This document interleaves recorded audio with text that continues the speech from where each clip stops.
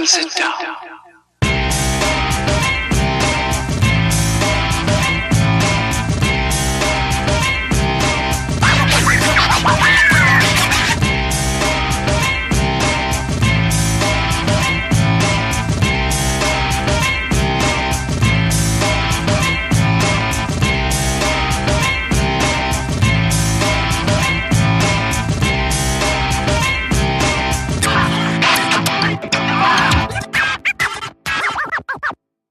Shut up and sit down.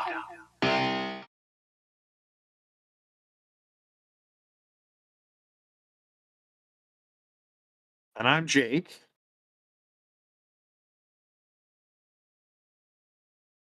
It has been. It seems like it's been way longer than a week.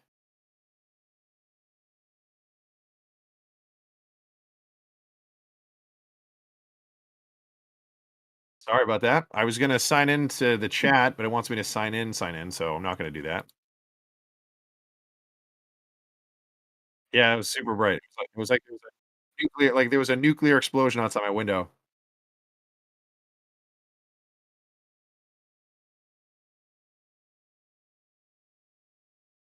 Dave doesn't have sound, guys. That's not good. Oh, he knows what it is, everyone. Hold tight. He's going to fix it. I'm not sure what happened. Everybody, can you hear Dave now? Can you hear me now? Can you hear me now? I mean, I can hear you. No. I don't know if anybody else can. Excellent. Well, all I said before was, welcome to another episode of Build, Paint, Play. I'm Dave, and he's Jake. Yeah. Fantastic. Chris, can you hear him now? Okay. Yep. All right, we're good. Cool. Awesome. Oh, right. You know what it was? I had everything else was going just fine, but I just had to plug in this microphone. That's all it was. That's all it was.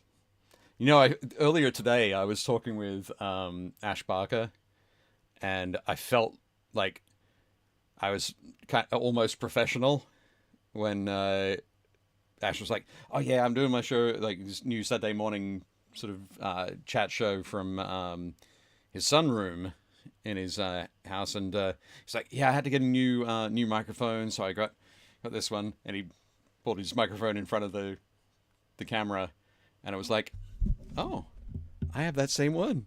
I think we all do. Hooray!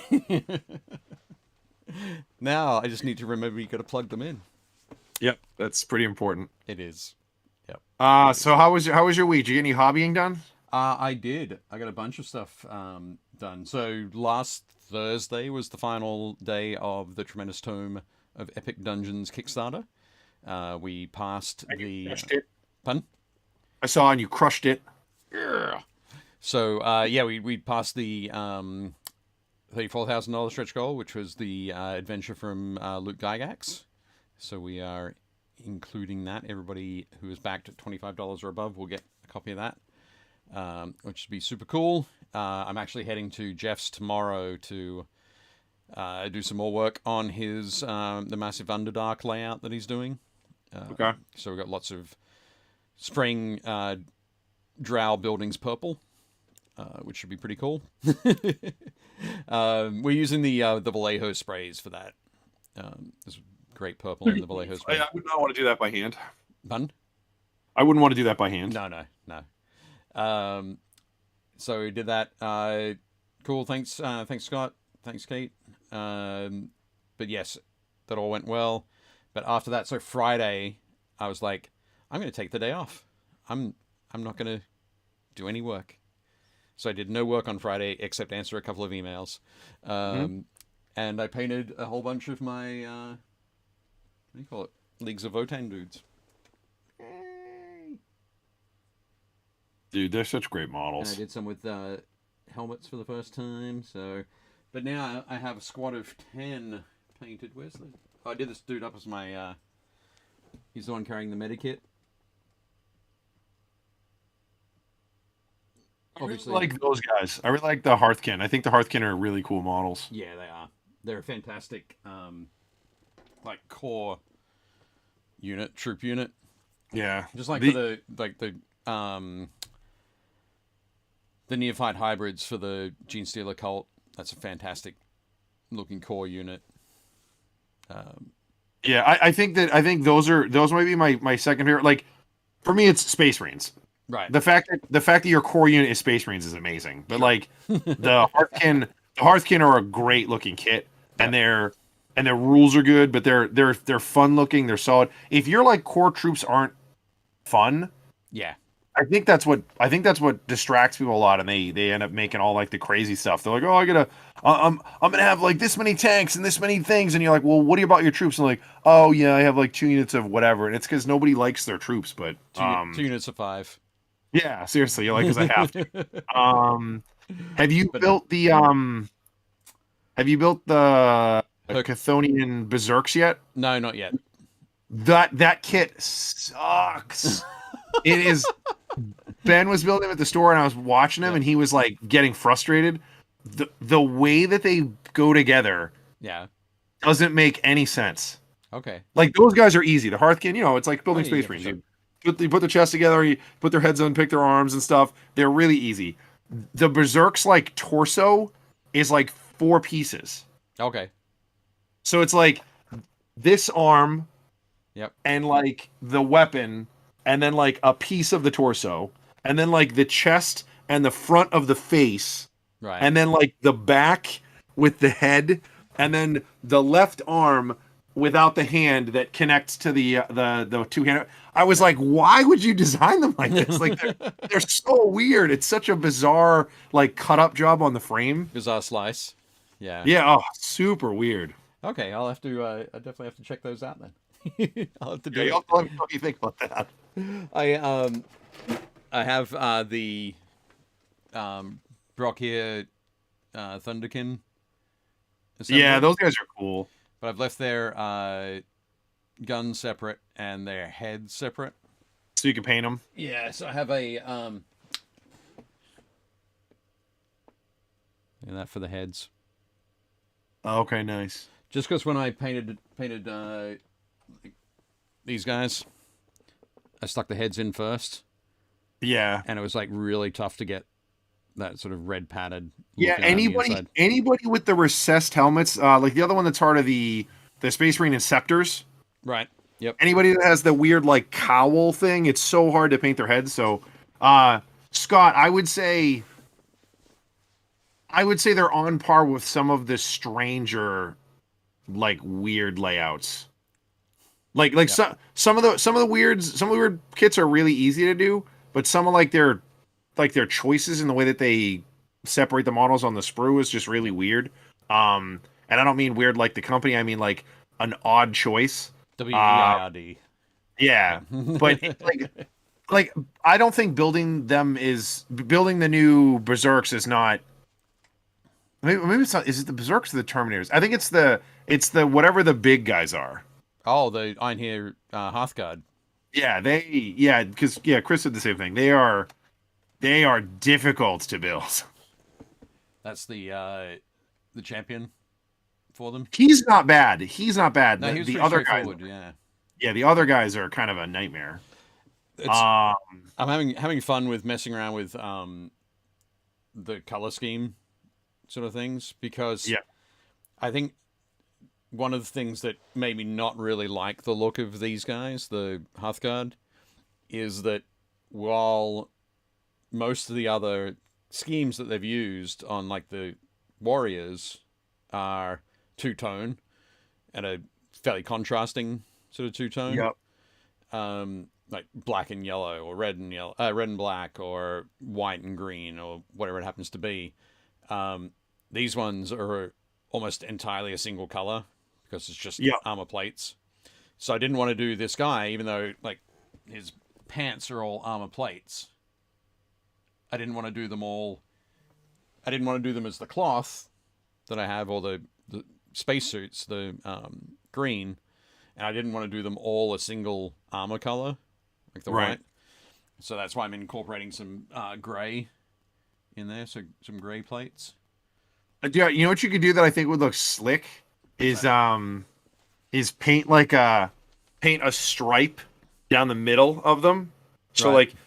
like the inside of the legs would be one color, the outside of the legs would be one color, and then do a stripe that comes up the chest, and Right. then maybe like stops at the shoulders. So that way the shoulder plates and the arms are a different color. It would just kind of break them up. It would give them a nice kind of like Space Marine like muscle car kind of look. Okay.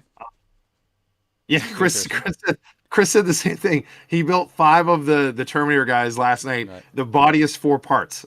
It Right. doesn't make any sense. Like the hoses don't line up right. You have to like move pieces around. Like very strange. Yeah. Oh yeah, dude. Like you're gonna see. Okay. I'm gonna have a look at them now. It is. I'm It is an super interesting. intrigued. It is a strange. It is a strange layout. I don't know what sort of strange geometry they have to solve to dissect the miniatures so they fit on the sprue, but Right. it is definitely a questionable design. Yeah. I always think the easiest way to do it is do them like Space Marines. You have a front torso, a back torso, glue them together, left arm, right arm. If they're really bulky, you could do right shoulder, right arm, left shoulder, left arm. But Right. to have the torso be 4 pieces for a model that's this big just seems a little excessive. Okay, I'll definitely get in and check that out. The one thing I do want to do is, rather than, I think I mentioned it last week, but I'm not a fan of the swords off the gauntlets, like the punch dagger swords. Okay. So I'm going to give 2 guys in the unit the plasma blades, but I'm going to use, I think I've got a couple of spare. Yeah, like the Gladius, yeah. Yeah. So I'm going to use that instead. Just something a little different. I like the Wolverine claw. That's cool. Or really, what they are is they're what is it? They're 21 from Venture Brothers with his one like butterfly claw that he puts out. Sure. No doubt there are a lot of people who do like them, and that is just fine. Yeah. For me, not for me. I want to try. I want to do something a little bit different. But yeah, so I've done those. Did I have these finished last week?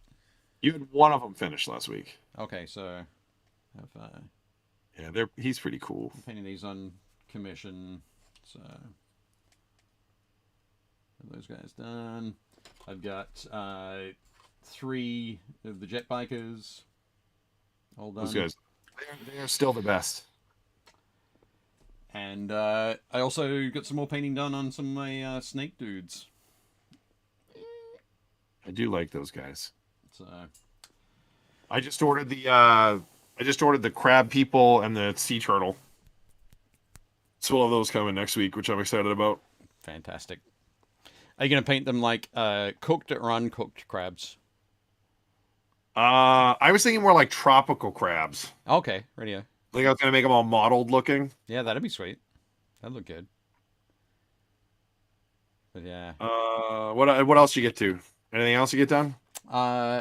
No, that's about it, I think. Yeah.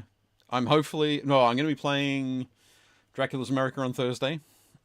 And I got to see if I can sneak out on Saturday night to go and play some Horus Heresy. Right on. Fingers crossed. That'd be good. But, yep. Chris said he's going with fists and hammer.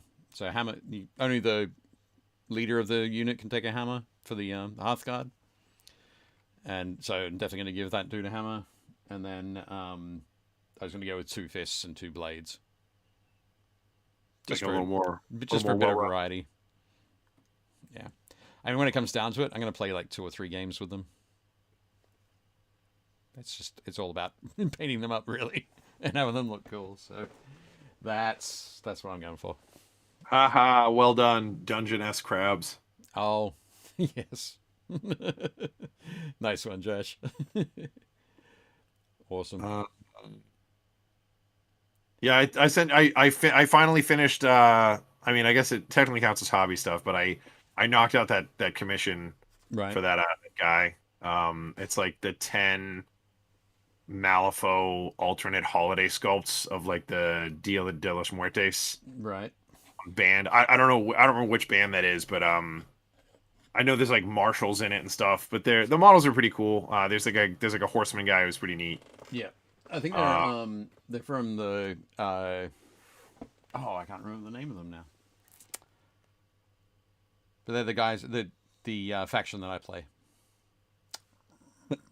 The faction you play that you can't remember the name for. I haven't played it for a long time, but they're the like the humans, the marshals, the lawmen.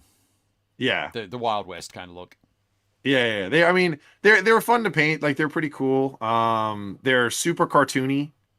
Right. But I finally knocked those all out, so I'm done with that commission.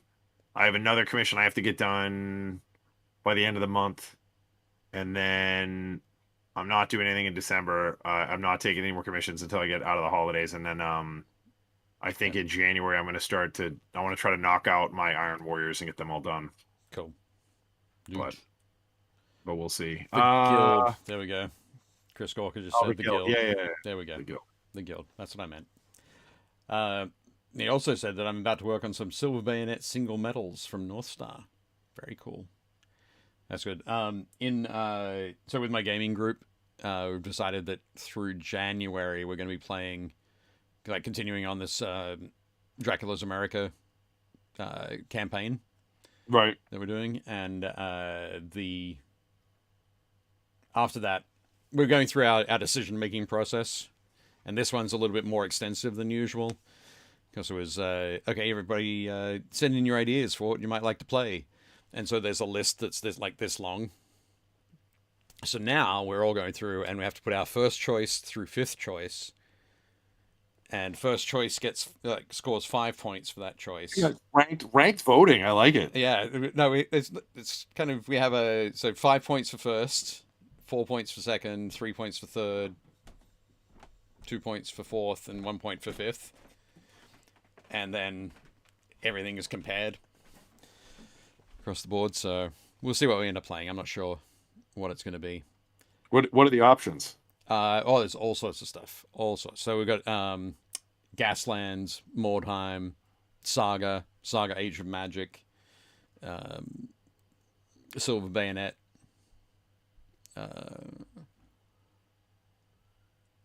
probably Frostgrave might be in there. Okay. Song of Ice and Fire. I do like that one. That's a good game. Yep. So I think I put Song second. Gaslands first. It's been ages since we played Gaslands. But I think that'd be pretty good. But anyway, that's just what we're messing around with there. All right. And also I wouldn't have to paint anything for Gaslands. It's already all done. Yeah. All right, let's jump into some camo. Some camo? Yes. Just before we do, though, this is your weekly reminder. You can pick up the Cathy Wappel tribute miniature from Reaper Miniatures. The link is in the notes below. So, the one you'll be getting from Reaper is a COcast model. So definitely pick it up, but that will help Cathy and Jim, who Cathy is battling cancer, and that will every penny goes towards them to help them out with their expenses during this tough time. Hey, somebody had posted the other day. Are you able to get her with or without the little minion thing? It automatically comes with that. Oh, yeah. So somebody posted in one of the forums that I'm in that they bought the model and it was just her. Oh, okay. So I was like, oh, I didn't realize you could get her without the minion. But I'll have to I'll message that kid back and be like, you should reach out to Reaper and be like, hey, I didn't get the minion. Yeah, definitely do that. As far as I'm aware, they both come together. Yeah, it might have just been a mispack. Right on. But yeah, always worth checking. But definitely good. So there we go. That's the first mention there. Of course, the Kickstarter's finished, so no need for me to post the link. I've taken the link out of the notes for this show. But certainly once the pledge manager opens up, I'll be putting that back in. But it has been great chatting with some of the contributors recently, and seeing their excitement about it, and we should start seeing the photos roll in over the next couple of weeks, which would be really nice. Good stuff. So, I'll make sure that I put all the books up on. Well, I think most of them are up on our site. I think. Yeah. I hope so. Okay. Now we're gonna now should we talk about camo? Sure. Now that I've interrupted. No, it's all good. There we Oh. go. So, yeah, we said we were going to talk about camouflage and what camouflage is, what it's used for. I think we briefly touch on its natural origins, but mainly talk about how it's been used through the 20th century. And always the thing that I always find most amusing about camouflage in miniature wargaming is that the constant struggle, like, do I do it realistically? Or do I do it so that the model stands out? So, obviously, camouflage is designed, or the idea behind camouflage, I guess, concept of camouflage is to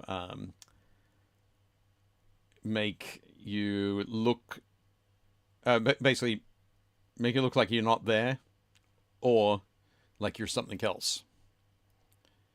Correct. So to generally to break up the silhouette, to confuse, naturally to be confuse predators. When you think of camouflage, you don't think of. I think natural camouflage is all about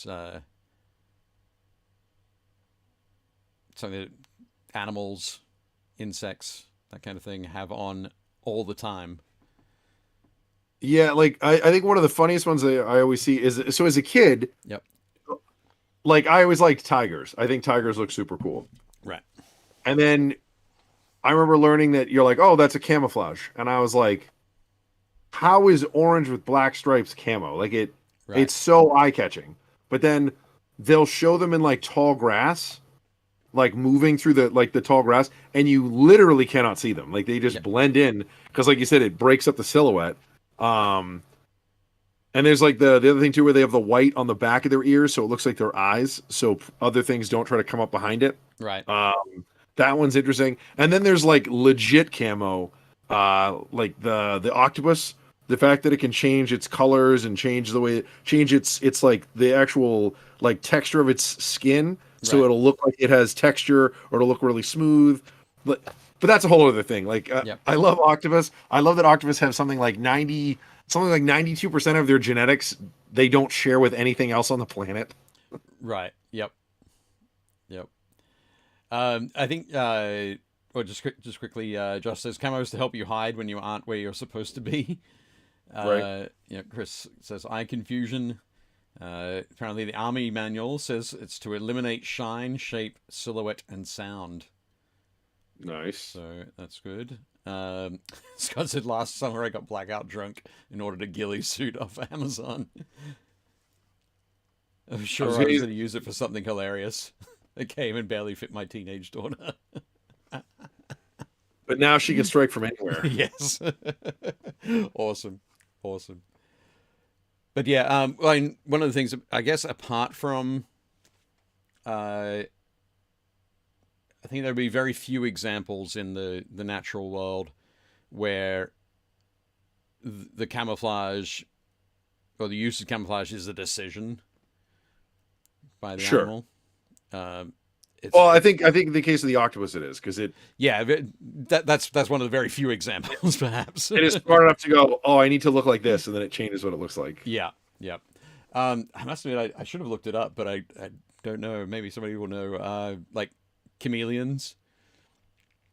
Does a chameleon like put his hand on a green leaf and go, "Oh, I better be green"? Is that how that works, or does it work with chameleons? Supposedly they are smart enough to try to match whatever they're on. Right. So yeah, I think that would be another one that's like, I think that's another one that would be decision based. Yeah. See, and I'm sure, like in all of the Disney versions of chameleons, I'm sure that it is totally decision based. But I think naturally be an interesting one. But yes, seen but not seen. Tanith one, one of one, Yeah, pretty solid. 1-to-1. But yeah. So for humans, though, obviously it's always going to be a choice, a decision.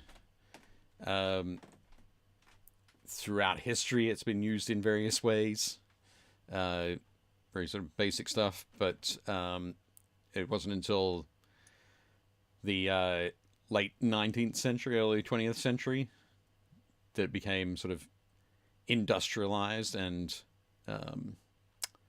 codified, I guess. Sure. I think up until that point in time, I think it was always like a lot of indigenous people used camo.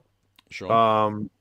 And then a lot of like I know anytime you had scouts and sort of forward elements, they would use it a lot as well. I know that in the British Isles, I know that the Celts and the Scots both use a lot of camo. But again, like in that case, they are the indigenous people that are kind of, so it still falls under the first one, I guess. When you say camo, what sort of camo were they? I know one of the big ones where they would wear lots of like earth tones and they would like smear themselves with mud. Right. So like again, it was like they were breaking up the silhouette so they weren't like blending. They wouldn't like stand out. Yep. So at a quick glance, they might be mistaken for part of the landscape. like, or you wouldn't see them. You would just like, oh, there's nothing in the woods. Who would be in the woods? That's crazy. Yep. Yep, for sure. It's because this camo is for cowards. Tigers are bright orange in a jungle. That's how you do it. Right. That's why I didn't bring any of my my Blood Angel Space Marines. Their camo was just red armor. Red armor. When you're wearing armor that's like this thick, you don't need it. Yeah. It's just the whole point with them is their shock assault. They want you to see them. Like, yeah. Although I will say I do like the new sort of the take on the new Phobos Marines, where they rely much more on like infiltration and insurgency. So they're kind of like a slice out of like the Raven Guard or the Alpha Legion, where they infiltrate. Yep. I was trying to get him to send me something. One of our regulars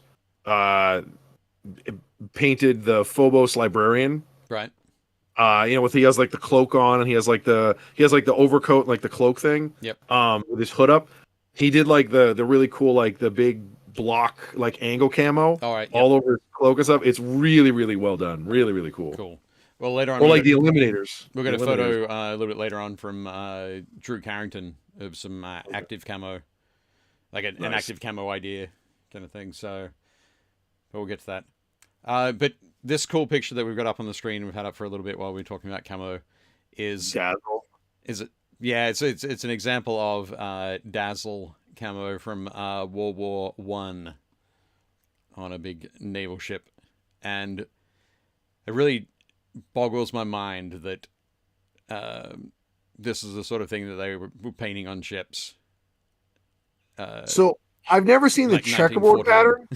Yeah, this looks like a Harlequin cruise ship. I've never seen a checkerboard. If you look at if you look aft, like the back half of the ship, it has like that blue line, and then they painted more lines. Yep. If you look at traditional World War I warship Dazzle camo, it has really dark block shapes and then whiter outlines and then thinner black shapes. And it was to screw with the profile of the ship so that when other ships were trying to target it, you're like, is that two little ships? Or is that a bigger ship that's closer? Like you were supposed to screw up your, I guess your range estimate by breaking the silhouette. I've never seen the checkerboard one, but that's pretty great. It is pretty amazing. It's absolutely amazing. When I saw that, I was like, I got to grab that picture.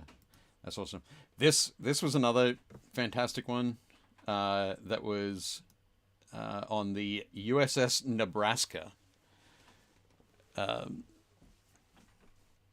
this was a test of camouflage paint.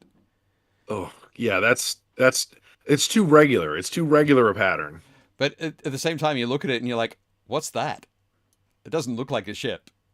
No, It looks like looks like a parade float. it does look like a parade float, but it looks like is it a lighthouse? Is it what's going on there? Is it I don't know what it is. It's like a floating birthday cake. Yeah. But absolutely amazing that these sort of things were done. But again, it breaks up that outline, doesn't it? It creates a lot of negative space. Yeah. And, Again, the there's some really fun ones on British ships. Yep. There's all like weird angle like panels and yeah, it's super weird. Yeah. But I love this one. I thought we should definitely include it. But yeah, so they were using a lot of it on ships. Well, the British didn't really use it on their tanks in World War One. Didn't paint camo onto their tanks. The Germans apparently did a little bit. The Germans did some. Yep. They did a lot of didn't use a lot of tanks, but didn't make. Yeah, they did a lot of stuff to like break up the silhouette. Like there's tons of examples of them like putting bits of hedgerow on the tank or Right. you know, painting one corner of it one color and the rest of the tank something else, again to break up that silhouette so that, you know, if you're scanning the horizon looking for a tank outline, you're like, well, that can't be a tank, that doesn't look like a tank. It was just supposed to let your eyes slide off the vehicle. That was the whole idea. Yep. But yeah, there's some weird ones. I still think one of my favorite camos, the Germans started doing it during World War II, and then even West Germany kept it, and then now that it's unified Germany again in the 80s, like they've still kept with it, is their winter camo. Okay. That's now become like a NATO winter camo, which is it's the all white with these like the splotches of green that look like pine needles. Yeah. It's such a cool camo. It's really, really neat. It's actually pretty easy to do as a paint scheme, because it's basically white with a couple of splotches of green. It looks really cool. Right. You should tell me this before the show so I can find it and put it up on the screen. Oh, I'll find you one. And I can send you one, but Yeah, I won't be able to get it all sorted though. But yep. There we go. Josh again says point was to confuse the speed, direction, and distance. Yep. yeah.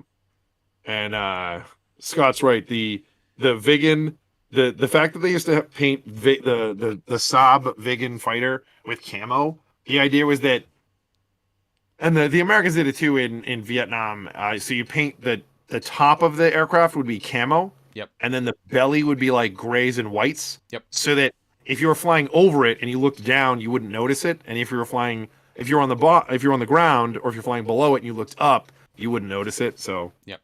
I've got a picture of a Spitfire later on that Nice. that has that action. But this is a World War One German Stahlhelm.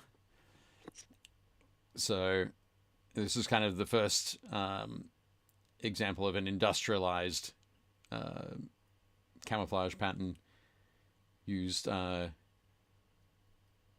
and amusingly enough, it's going to be great. We'll see how many times and how many countries use this sort of greenish yellow, this reddish brown, and the desaturated green. yeah. Desaturated blue green.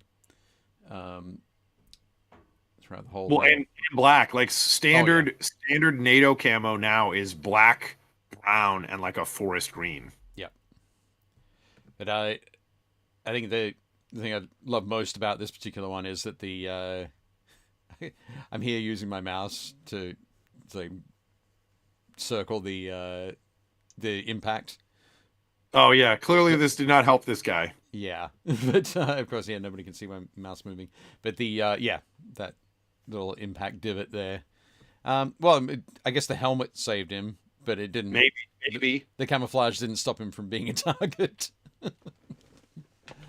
But again, to break up that silhouette, break up the lines in certain light, that would look very different. So it says that helmet's getting close to the uniform Sam Rockwell made in Jojo Rabbit. Yep. Well, yeah, One of the when I remember when they switched over. I mean, this is probably like 15 years ago now. When they switched over to the digital camo, Yep. I remember seeing that and being like, "This is a terrible idea. This is never going to work."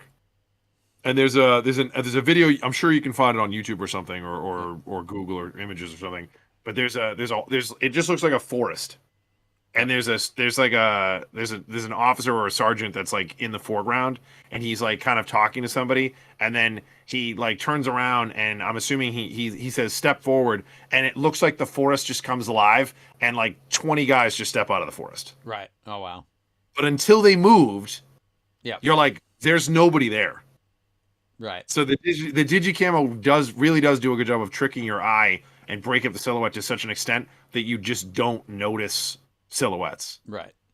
I know that the Navy had to get rid of theirs. They had the three color blue, Yep. the dark navy digicamo, and they had to discontinue that because they had sailors fall overboard and you couldn't see them in the water. All right. Okay. So they were like, get rid of that. Like if somebody falls overboard, it was like, well, we don't know where he is. We can't find him. Is that why the Navy whites? Yeah, Oh, that's part of it. Yeah. Yeah. I'm sure it's also because like if you're in the tropics, I know that white doesn't attract heat like the other colors do. Right. So Sure. Yep. but yeah, but the whites I'm assuming is so that you could see them. Yeah. Well, they're the. Oh, sorry.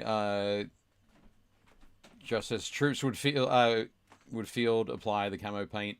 Vehicles came in one color, and the paints would arrive as paste or powders. They would add everything from water to diesel to fuel as thinner. Sure, just go ahead and jump in and take all of our information, Josh. No, totally correct. We'll get into that in a minute. What I've done here now is I've grabbed a whole bunch of. Most of them are model shots. Some of them are pieces of art that show tanks during World War II. Yeah. And the way that different types of camo were applied. There were some countries, most notably the US and the Soviets, that didn't really use much camo at all. Right. There are occasional examples, but the norm was sort of just a stock green. Of course, the Soviets using a lot of Lend-Lease stuff. They had two greens. There was the green that the American tanks arrived in, and there was the green that they painted their own tanks. But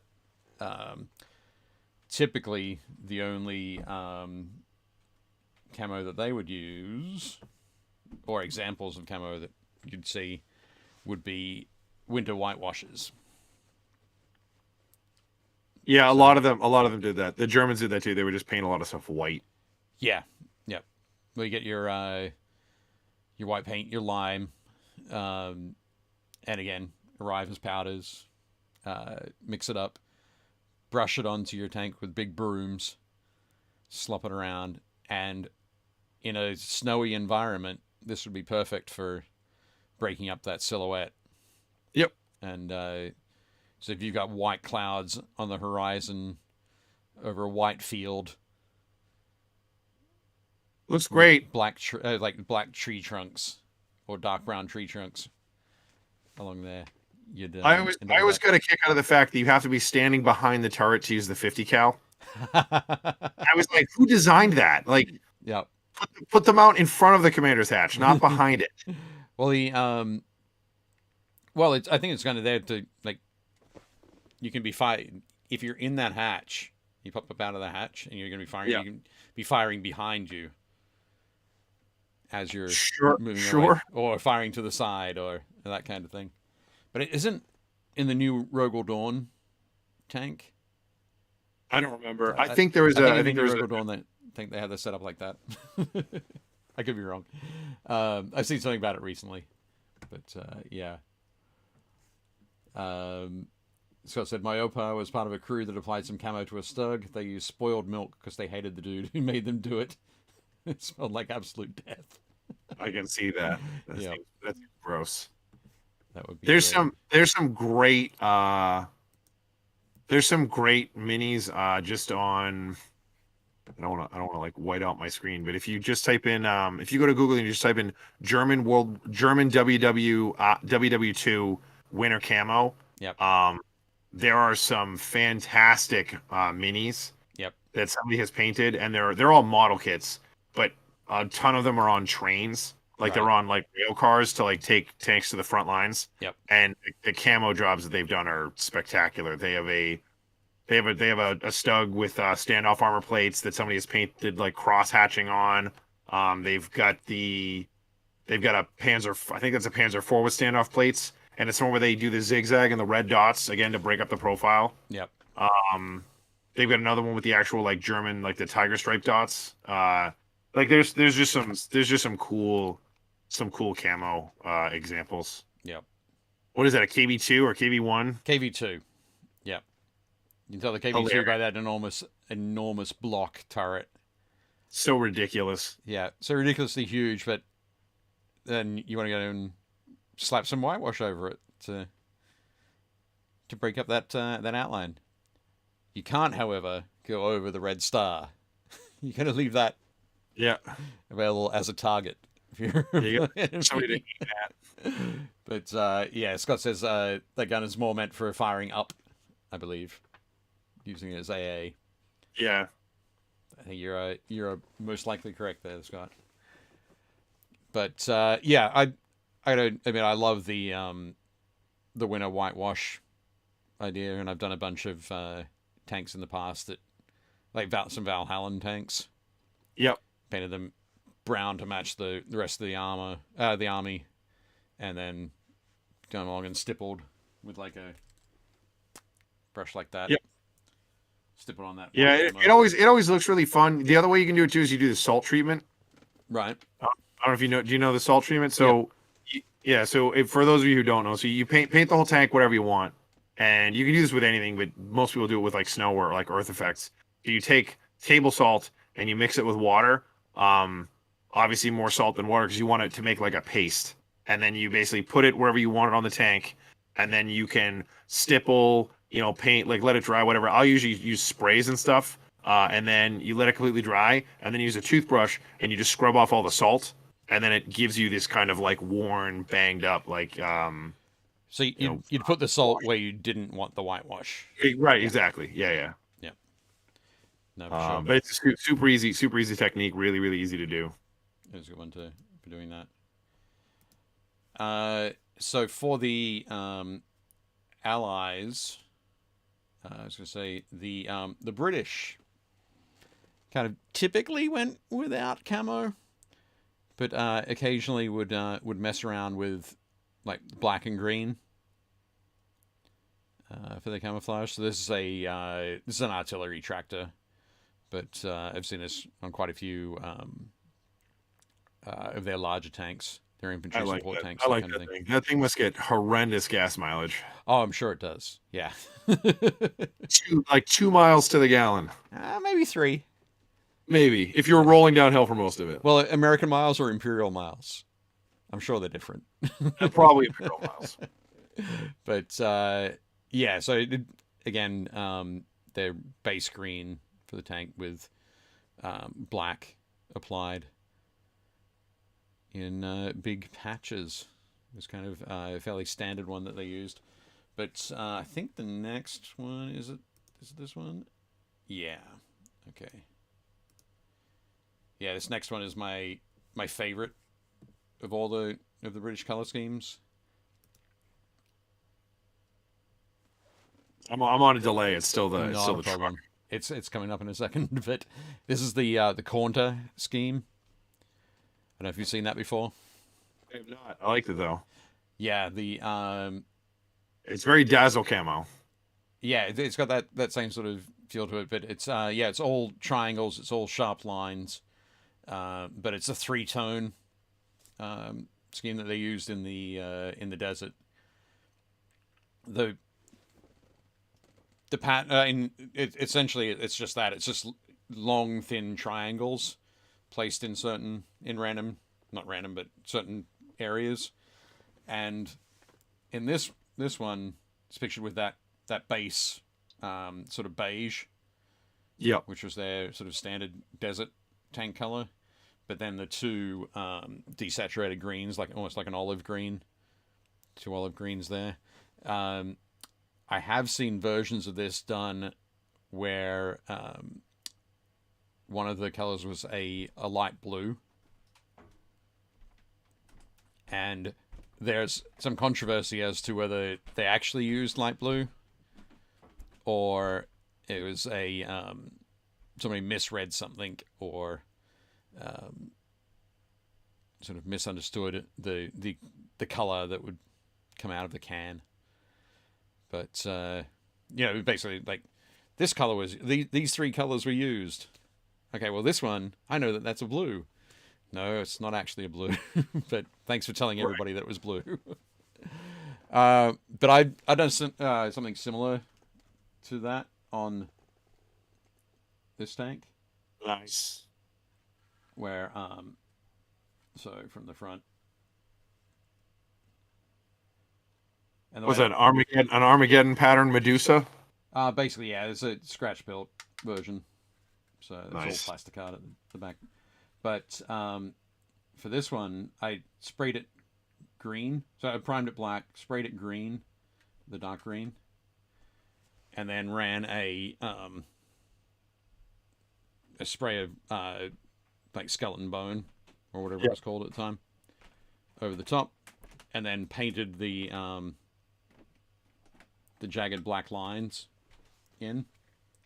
I like it. It looks and then good. Sort of faded them back into the green at the front. But the funny thing is, like, so I did this when I didn't have an airbrush. I wasn't confident doing any masking or anything like that. But if I was able to mask it and then just spray the black over again, it would have been so much faster. So, But it didn't do that. we can get into that now. Like, there's I walked you through this at my shop the other day, but I have a pretty easy way to do tanks, which is, it's fun. It's like a pseudo dazzle camo, but you can kind of do whatever you want. It is the fastest way I have to do tanks. I painted up a bunch of Flames of War tanks. Yep. And I wanted them to be NATO camo, but I didn't feel like doing the NATO camo. So, you pick your three colors. I usually recommend that you start with whatever color you want to be the primary color. Yep. And it doesn't matter which one it is. So for NATO, for example, like I said, I bought a can of whatever the fur brown is that Army Painter makes. Yep, fur brown. I bought a can of angel green, the dark green. Yep. And then I bought a can of black. So I sprayed all my tanks. I think I sprayed them all brown. Brown first. The lightest And one. then I taped off using just blue painter's tape. I bought like the thin one. Yep. And I cut it into pieces and cut it into shapes. And then I taped the tank. And then I sprayed it green. Yep. And then I covered most of the tank with tape. And then I sprayed it black. Yep. Let it dry. Peel off all of the tape. And it's 3-color camo. And you can do it with anything. A guy that I was working with wanted to do Valhallan Lehman Russ tanks. Yep. So we got him 3 blues. We got him I think ultramarines blue, crystal blue, and I think at the time they were still making Like a Space Wolf gray. yeah, it was either Space Wolf gray or it was the I think it was Space Wolf gray. So we taped off the whole tank, did the same thing, used big chunky strips of blue painter's tape and did a 3-color dazzle camo and peeled them off, and they look phenomenal. Like, they are so cool looking. And then I was like, just go back and you can dry. You can even dry brush as you go. Right. Yeah. Because then you're covering it with tape anyways, so like you're not gonna have to go back and mix up the lines. But it's super fast way to do tanks. Nowadays it's even easier. If you didn't want to use tape, you can use we carry it. So like AK, I think it's AK makes a tin of what's essentially like silly putty. Right. And it's like a mask like gum.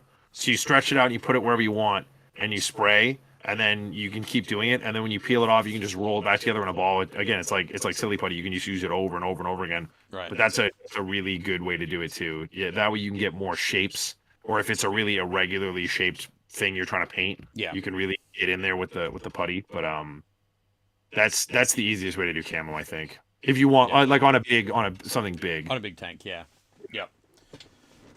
Well, I think I'm just gonna. I'll show the next photo, which is this is actually a tank I painted for a painting guide, and it's a French tank. I think it's the Char B. I could be wrong, but That cam was the best. again, it's that sort of yellow green Mustard, it had like mustard, yellow, mustard, brown, and green. yeah, brown and green, with black lines between each of the colors. But I think one of the things that you mentioned there when you were talking about masking, so either using like straight edges, like we saw in the Quarter scheme, or organic shapes, like we're seeing here. Of course, a lot of that's going to be dependent on what your environment is. Yep. So, obviously, this one's a bit more hedgerows kind of environment rather than the sharp angles of dunes and waddies that you'd find It was nice in the desert. To paint a bullseye on the side of it. Yeah, it was nice for them to do that, wasn't it? That always made me laugh when you look at like the French and the British, like. Oh, the rondelles, yeah. Yeah, the rondelle. I'm like, it's a bullseye. You painted a bullseye on your vehicle. What, Yep. like, Yep, exactly. Driver sits here. yeah, I was like, I know the Americans had to change theirs at the beginning of the war. It was a red circle with a white star in it, and then when we went to war against the Japanese, and their symbol was a red circle, they were like, okay, we got to get rid of the meatball that's behind the star. It's just too hard to. Like at a distance, so you're like, oh, are those ours or those theirs? So then they went to it's a blue circle with a white star in it, and then they put the sort of like the stripes on the side. The bars, yep. Yeah, the bars outside it to like really make it very obvious like whose stuff it was. So Yep. yeah, the bullseye always cracks me up because you're like, wait, does it go blue, white, red? If it goes blue, white, red, it's British. If it goes red, white, blue, it's French. But where are you starting from? The outside, working in? Yeah, outside working. Okay, radio. Red, white, and blue is the French. If it goes blue, white, and red, it's the British. Okay, right. Nice.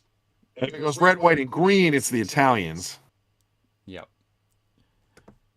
Excellent. That's a good looking tank too. And you did weathering powder down the bottom, or you weathered it down the bottom. Yeah. Yep. So yeah, it was a lot of fun. It's good, nice little kit. So I think that's one of the bolt action kits from Warlord. But next up is so now we're moving to some. My favorite World War II tank. I always loved the Matilda. Right. Yeah. It's just a crawling land fortress. So yeah, moving on from the Allies, we're going on to the Axis. The first picture I've got here is I think it's a Hetzer. If it's got four wheels, it's a Hetzer. Okay. Yep. Is that a Hetzer? That's a Hetzer. Okay. That's a Hetzer. Yeah. Again, just quickly. So when the Germans started World War II, all of their tanks were in a dark grey. So yeah, basically everything. German grey, yeah, the dark German grey. But in 41, I think, late 41 probably, the tanks rolling off the production line were in the Dunkelgelb, so that mustard yellow, yellowish greenish tone, and as Josh said before, the camouflage patterns, basically they were sent out with bags of pigment for a green and a brown, and they can be mixed up in all sorts of different ways, applied in different ways. Some squadrons, really lucky enough to find that there was somebody in the crew who was an artist or had sort of a history of sign painting or something like that, and would do a lovely elaborate camouflage like this one. Or you might find probably shouldn't show that one yet. We'll come back to that. Or on this one, this King Tiger example, you can see that the brown and the greens have almost faded away completely. I always like the one, it's super weird, is the one that has like the little, like it's usually brown with groups of black and white dots. Okay. It's almost like it's not like a leopard, but it's like it's a super weird camo. We'll come back to it in a second. I think I've got a picture of one with that. But this is an example of where that camouflage would have been painted on, but not with a the medium that would have been used to mix the pigments or to carry the pigments wasn't the right medium. I couldn't tell you what it would be, but basically this would have faded fairly quickly to give you this still that overall Dunkelgelb. That tank is such a beast. Yeah, absolutely.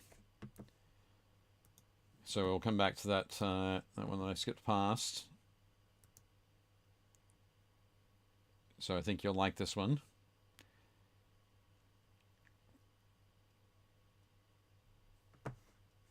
So this is one where the inside, so you've got the mustard yellow, the dark green, the reddish brown, and inside the reddish brown and the dark green, there are little dots of the yellow, and inside the yellow sections, there are little dots of the green and brown. So weird. Yeah, absolutely. Josh said they used a large or a small. They couldn't get the medium. Yeah, that's pretty accurate. But yeah, I love this when I saw it. Again, I'm not sure how close you'd be able to get to this before you spotted it, or Probably pretty close. or if this was used in a particular season. But It looks like a birthday cake. It looks like a funfetti birthday cake. right. Ridiculous. I think and Scott says, and those kind of schemes are why I played Americans in Flames of War. Yeah, you're like, I'm gonna spray these guys OD green. Yep. Yeah, Chris is saying the Fallschirmjäger oak dot pattern here. But I just thought this was amazing. I'd love to see this against something, against a sort of a natural environment rather than a white background. I don't think it's gonna matter. Nothing looks like that. If the natural backdrop is other things painted like this, it's gonna blend in. Right. Yeah. The one of my favorites, and I have a hoodie upstairs. One of our Alpha Mega hoodies, the first batch I did. Yep. I did the Vietnam era tiger stripe camo, Okay. Yep. and that's a great camo. I love that camo. Yep. Or the hoodies we have now, the black on black on black camo. Right. I think those are great. But there's another pattern I really dig. I don't know if I can find it. Yep. Well, I'm wearing my orange on burnt rust. Sorry, my rust on burnt orange camouflage tonight. But the next one I've got here is an Italian armored car. So again, the Italians use similar colors: the mustard yellow, the green, blacks. Not quite so much of the browns, but this is a fantastic one for a miniature painter. Yeah, I like that. To go at with that. It's not quite like a lightning crackle. It's just a really strange, random shapes. I mean, yeah, it's pretty close. Yep. But this would totally be applied by something like this by somebody in the field. Somebody who's got a little bit of extra time. I love that one. The current, like the Czech armored forces. Yeah. I do like their paint scheme. It's basically black, a forest green, and it's not quite olive. It's almost like a bluish green. Right. And it's basically just alternating bands of those three colors. Like it's It's pretty slick looking. Right. Again, I don't know how effective it is, but it just looks cool. It's just a cool color palette. Right. Nice. Well, I think a lot of, again, the Italians didn't use a ton of camouflage, but when they did, it had this the sort of random lines kind of look to it. Right. And then moving on, the next thing that we've got is a Japanese camouflage scheme. And the Japanese camouflage schemes are really kind of interesting as well. Because again, there was a yellow-green. In this case, theirs was a little bit more desaturated. A brown and a green. But what they did with a lot of their tanks was they painted... Pardon? They quartered it. Yeah, then they ran lines along the quarter... basically along the central line. What's the word I'm looking for? The central axis? The axis, yeah. So across and something, but that was done as like an aerial identifier. So as you were flying over this, you would see that yellow cross and know that it was a Japanese tank. So obviously, if which I guess is kind of good for both sides. Yeah, good for both sides to know, but yeah, definitely checking out friendlies. But those lines weren't typically straight; they were kind of wavy, that bright yellow kind of look. And something that all of them had on there as well is just at the front of the tank there. This isn't anything to do with camouflage, but there's a small yellow symbol. Yeah. Which was the chrysanthemum of the, or a stylized version of the chrysanthemum, which was the symbol of the emperor. Nice. But again, it's just one of those things. Like, okay, so they went for essentially the same three colors as the Germans. It's so weird. Like, I don't fighting in completely different environments. Absolutely wild. Next, see if I can send you this. Oh, you can send it to me, but I won't be able to put it up on the screen. Oh, that's fine. This is just. Next up, we've got a couple of really, because we've been talking about tanks and that sort of thing. We've got a couple of uniform camos to look at, and the first one I put it up. I think so. Chris has said Fallschirmjäger Oak Dot before about the camo on the that anti-aircraft vehicle. Yeah. I've also heard this referred to as P Dot. So, but yeah, this was a version of the Fallschirmjäger smocks. Yeah, so weird. It's just a like you look at this and you're like, how did anybody get fooled by this? Like, it's just. Well, I'd look at it and say, how did anybody come up with this? Yeah. What's going on here? The great thing as well with this camouflage scheme, so the idea of the shapes and the dots on top of other dots, kind of thing. This version, obviously, you've got orange and you've got like a reddish brown, and then the dark brown / black in there with a little bit of green. This would have been your fall camo. Yeah, it's a 4-color camo too. So you've got brown, that like rust tan color, black, and green. Yep. But there's variation in this. Yeah, there we go. So Josh says, yeah, they. Oh, sorry. Just quickly going back to the Japanese tank. Chris Gorga said you have to remember the Japanese fought all throughout China.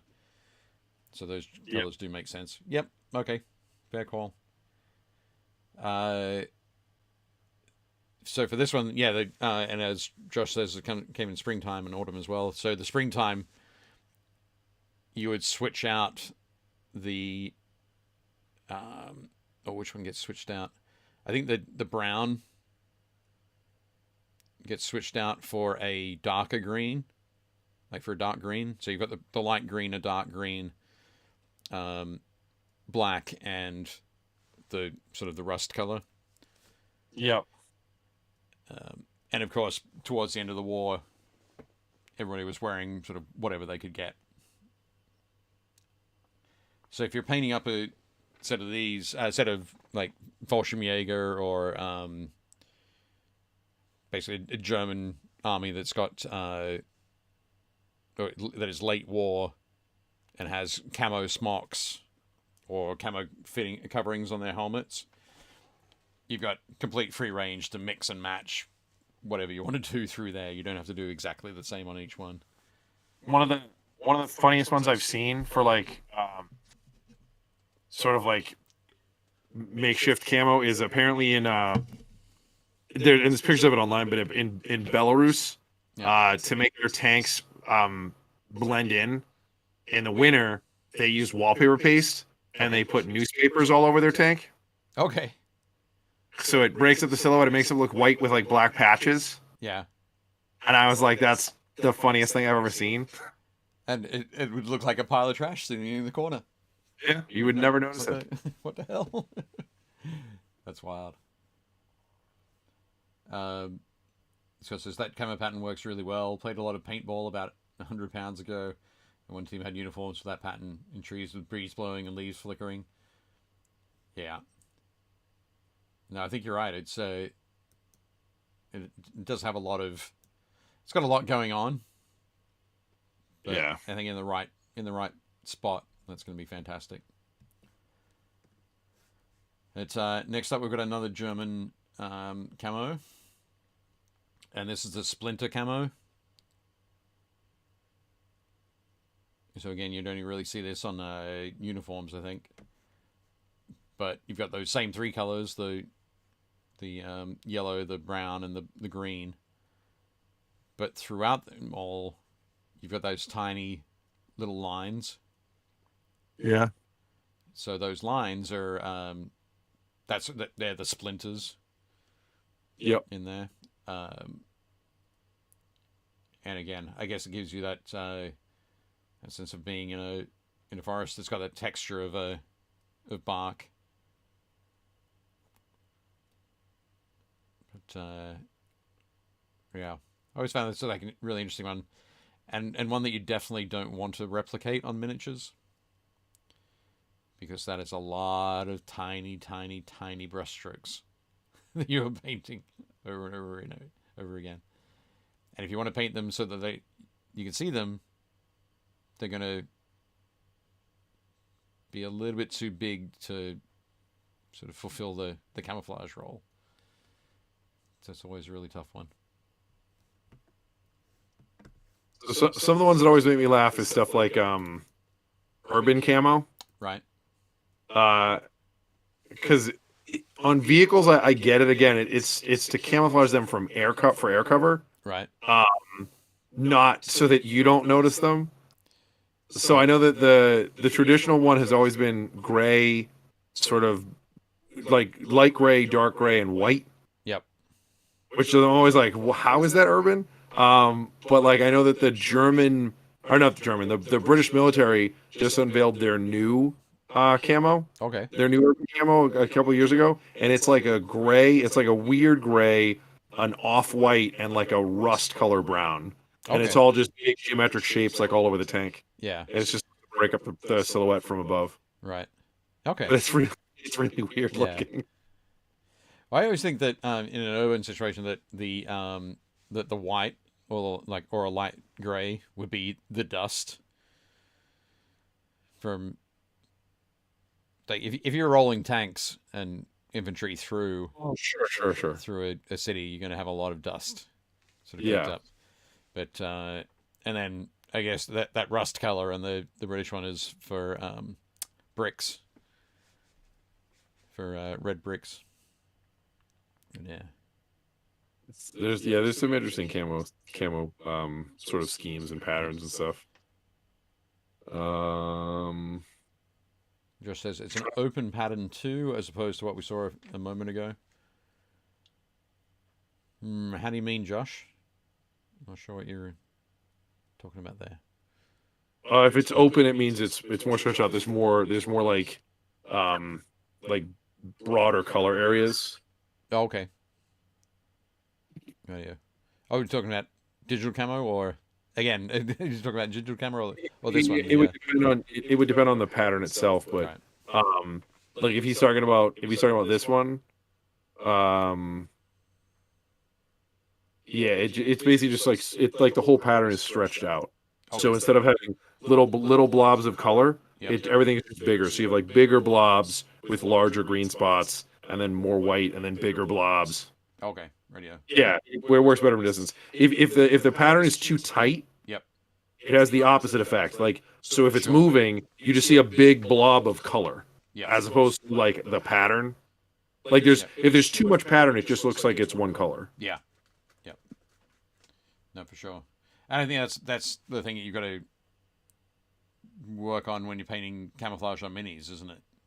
Yeah, You want the impression of camouflage, but you don't want to have too much camouflage together on a miniature, yep. because it will look like a pattern. But the next one I'm going to bring up is the I thought I'd show the American chocolate chip desert camouflage. Oh, okay. So, which was what, early 90s, or throughout the 90s. Yeah, I think so. That was like that was like Operation like Desert Shield, Desert Storm. Right. Yeah, I think that's all that stuff. Oh, Yeah, Jim's Yeah, jumped I don't- on. So Jim Warrington, say hello from snowy central PA. Hey Jim. welcome. Yep. The Gulf War, says Chris. Yeah, Gulf War. Yeah, I mean, like I was like that. It's a good camo scheme. I remember being confused by like the black and the white. Like when you see it, you're like, why would there be black and white on it? But it's just to create some randomness and some. I guess if you're prone, it's to look like rocks with little bits of pebbles with little bits of shadow and stuff. Like that's the idea. But Yep. Yep. like I said, that's the thought process. I don't think that's necessarily how it worked. But Yep. So there we go. Josh says the 80s and into the early 90s, got rid of it by 93. Eric says it didn't last long once they actually used it. And yeah, there we go. Jim said he was issued his chocolate chips in 1990 when he went to Desert Storm. Desert Storm. Yep. So, Yeah, the desert, the digi camo is pretty cool looking. Yeah, the marine digi camo is pretty cool. Yep. But I think they still use. I know for a lot of time a lot of guys just got stuck with the older, like the more standard vector camo, like it's like the three greens and the tan. Right. Just quickly, I'm going to throw this one. Rob Sakaluk posted this up in the group. And this is it's camouflage, sort of camouflage colors. Yeah, it's anime. It's all anime pictures, but yeah, it's the right pictures, color yeah. scheme. So it's just that wonderful modern commercialism adaptation, I guess. If you honestly, if you squint, Yeah. if you squint, it looks like camo. Oh yeah, for sure. Oh, right. But yeah, I thought it was interesting that they sort of threw that in. And just quickly, now we're into some models. We've got some models that folks have sent in, so we can take a look at those, and then we can wrap up our conversation about camouflage. But this will give us I think looking through these will give us an idea of what we're talking about when we're talking about that conundrum of how much do you paint, how much camouflage do you actually do on a miniature when you're painting it. So first up we have Aaron Provost, who has painted up some I think it's Nice. are these Sons of Medusa? Yeah, I think so. That symbol, that shoulder flash is that Sons of Medusa. Radio, yeah, Sons of Medusa with the Badab War sort of tiger stripe. Yeah, dude, I love the old like White Dwarf and stuff, and in the old chapter approved. Yep. They would show you the whole, like, remember on the back of the Rhino box? Yep. There was like a Flesh Eater's Rhino and a Dark Angel's Rhino and an Iron Hand's Rhino, and then like a Blood Drinkers, third Armageddon detachment force, and it's like painted in like acid camo, and then there's like a blue one. Yep. Yeah, I love this stuff when they did all that, when they do all the random camo patterns. It's so great. Yep. Yep. I think they definitely there's a lot of, obviously a lot of images you can go and check out, take a look at. But yeah, painting your Marines in wild, I guess alien environment camo patterns is definitely a lot of fun. I think Aaron's models look super cool here. Yeah, and, they look great. and he's gone through and follow that sort of those lines through on the that's actually a Razorback behind it, I think. But yeah, they look very cool. Very nice. He's at like the Jag underneath the Mark 6 Marine on the right under his eye, and then Right. the guy wearing the Mark 7 helmet in the middle. Yep. With the targeter, he's got like the arrow over his left eye, and then like the chunk out of the muzzle. Yep. It breaks up the silhouette of the mask. It's just really cool. Yeah. Yep. Definitely. Next up, we've got some models from Ben Williams. So we have. I'm not exactly sure where these are from. They might be from. Actually, I'm not even going to guess. Not even going to guess. I should have asked. But That looks like a model from oh god, what was that game? I had this game. There was a bunch of minis you could order, and they were tiny little they were made by Matchbox. It was cast iron factions. oh my goodness. So that's what that looks like. I mean, that's a Russian Hind is what that's supposed to be. Right. But yeah, that's super cool. One of the old GW flying stands. Yep. You can tell the bubble at the bottom. Yeah. Yep. Every time. But yeah, the camo looks great on this, and also you can see that line underneath the chin of it, where Oh, it's yeah, got so there's the belly stripe. Yep. Yep. What did you say that type of camo was called? I don't remember what it's called. I know that's typically used on aircraft, and it's so that the belly is light. Right. But I don't know if it has a name. Yeah. Okay. I'm just gonna check if I can do something here. Because, Yeah, Chris, I don't think it's Team Yankee. I think that's too small to be Team Yankee. Yeah, I'd agree. Because that looks like a 25 mil base. Yeah. And the Hinds on Team Yankee they're pretty good size. They're probably a good 4 or 5 inches long. Yeah. Let's Sorry, see. I know I mentioned it before. I said I had a Spitfire coming up, but then when I looked at, I didn't have it on the list, so I've just found it. So I found the image earlier, but I hadn't inserted it into the schedule. It'll come around in a minute. Well, yes. Next up, so it's also from Ben, same color scheme. So this might give everybody an idea as to what the game is, but again, painting that camo scheme through on this anti-aircraft vehicle. Nice. Does look cool. I was wondering if it Oh was yeah, it could be Drop Zone Commander. Yeah. That's what I was thinking. Either Drop Zone Commander or Ogre, maybe. Yeah, it could be Ogre. It could be Ogre. Yeah. But yeah, I do love the the red, black, and orange kind of stripes.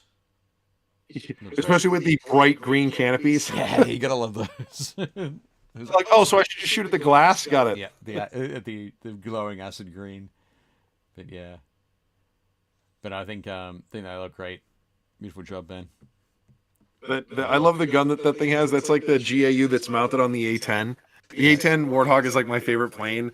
It is a giant slow-moving platform that they built around the gun. They were like, oh, this gun's great. How do we get it there? And they're like, let's just build a plane around it. Yep. It's got says bot war or drop zone humans. PHR faction. It's all super smooth, futuristic. And the humans are more ragtag. Yep. Could be either of those. But moving along, these are it could be ogre. It could be ogre. Yeah, I think it might be. But so these are ones that you sent. Some Oh yeah, these guys are super fun. So you can't really see it great in this photo, but like if you look at their legs and stuff, so with camo, the less is more. Yep. To your point, because otherwise it just looks like blobs of color. So I'm gonna say some is more. Sure. But because obviously like 0 camo is not more camo. but I mean when you're painting minis. Sure.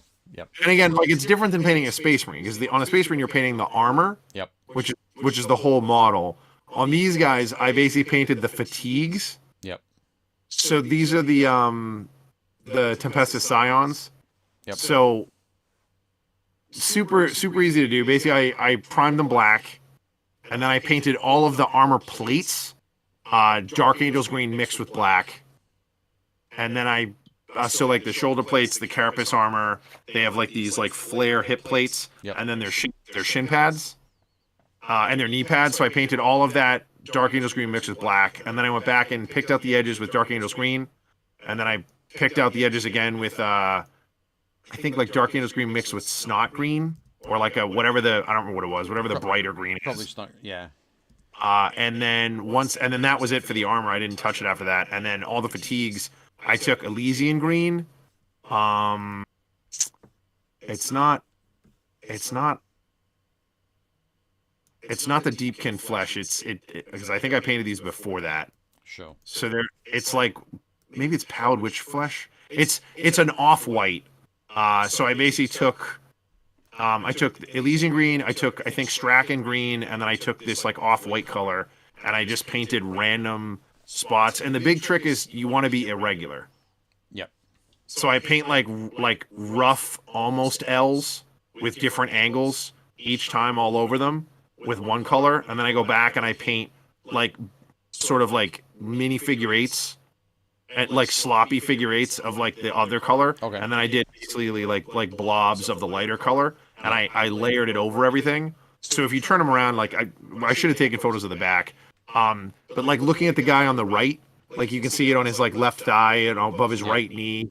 So I wanted the fatigues to look realistic, and then to give them a cool spot color, which again is insane. It defeats the purpose, but I gave them like the sea green berets. So there's 3 guys with berets. Yep. And then all the lenses I did.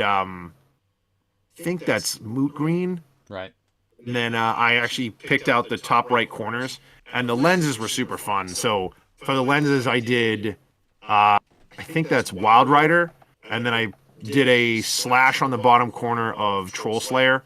And then I did a white dot in the upper left corner of just white to make it look like a lens. Yeah. Right. So, super fun, easy to do. Like I wanted them to look kind of down and dirty. And I use these guys in place of my Space Marine Scouts. Yep.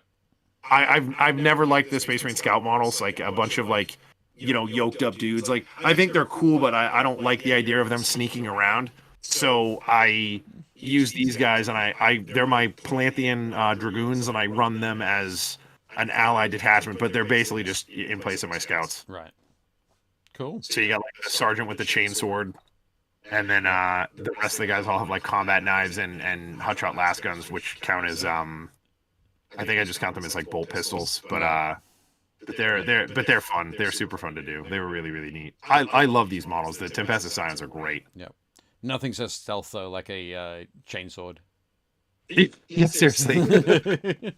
I'm not gonna fire this up until I get close. Really, really close. You just leave it off. You just beat someone to death with it. Okay.